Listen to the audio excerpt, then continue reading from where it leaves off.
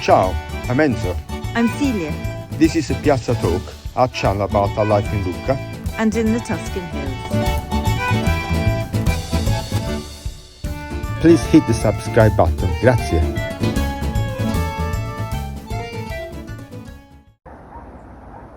It's been a week of wonderful sunny autumn days, but we've also had intermittent storms.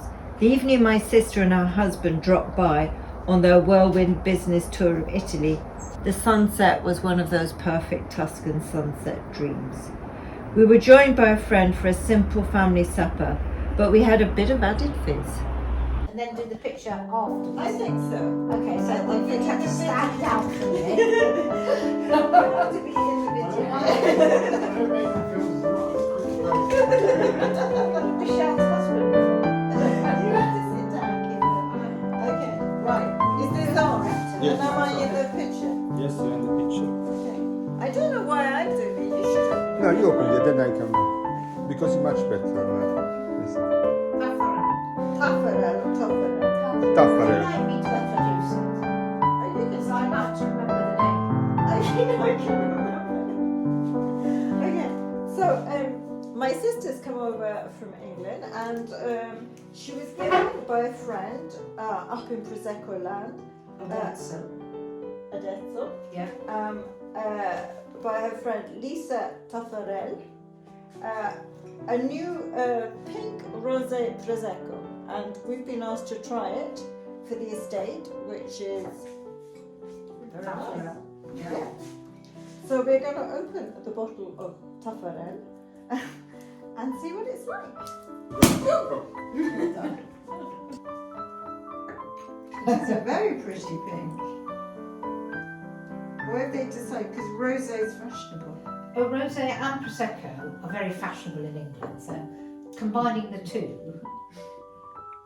But I would say this is upmarket Prosecco, because in England I found there's a lot of cheap Prosecco that. Yeah. Over I have no idea how much colours retails for. Do they grind in stones? Or do they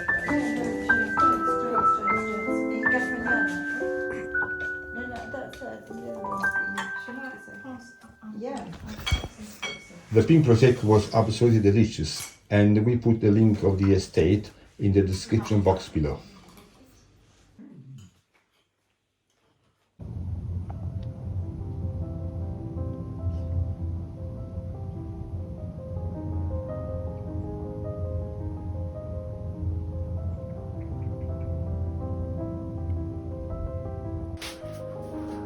An unexpected guest dropped by for coffee.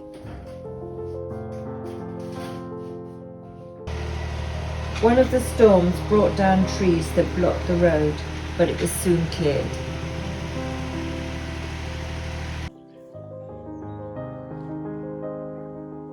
I had to pause for a moment as I passed one of my favorite spots, the church in San Cassiano di Controne.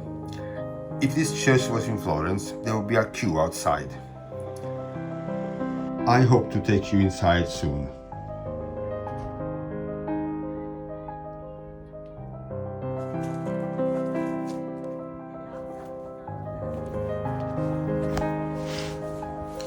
Would you believe it? Bernabio, our small village tucked into the hills, has a theatre. It's now being restored by the locals, mainly by volunteers, and it was built in 1780 to house our local band, which still existed when we arrived 20 years ago. The instruments are still lying around. The other interesting thing is that Elisa Bonaparte, Napoleon's sister, probably attended performances here, though we can't find documentation. Also Napoleon III, Emperor of France. Enzo isn't the only Neapolitan to have stepped the boards on the theatre in Bernabio, as the famous Italian comic actor Toto is said to have performed here. We need some heritage plaques on the wall. The beautiful paintings around the proscenium arch were copied by a local restorer, and he will again do the restoration, and I'm certainly going to watch him and learn how to do that marble effect.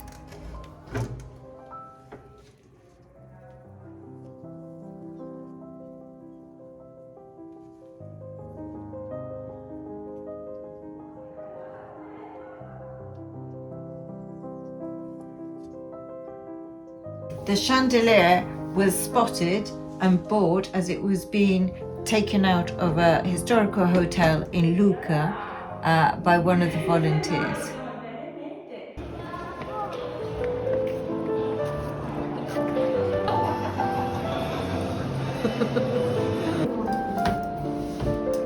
A dear friend, Mion Fayot, had an exhibition of some of her work in the old market in Lucca, and I just love the colours and the fact that it's based on origami, obviously from her name.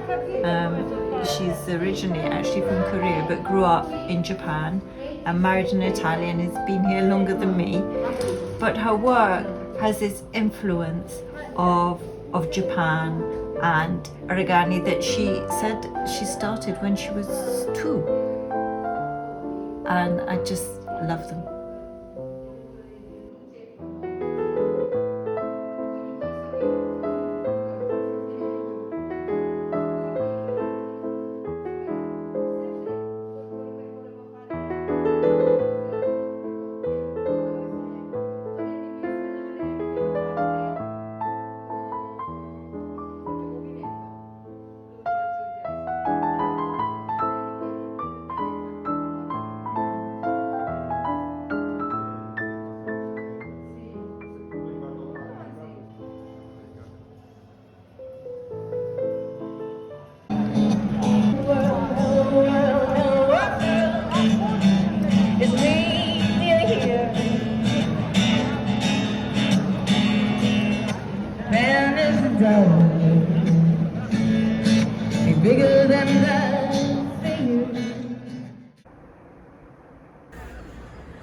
Thank you for watching, and a super thank you to our subscribers.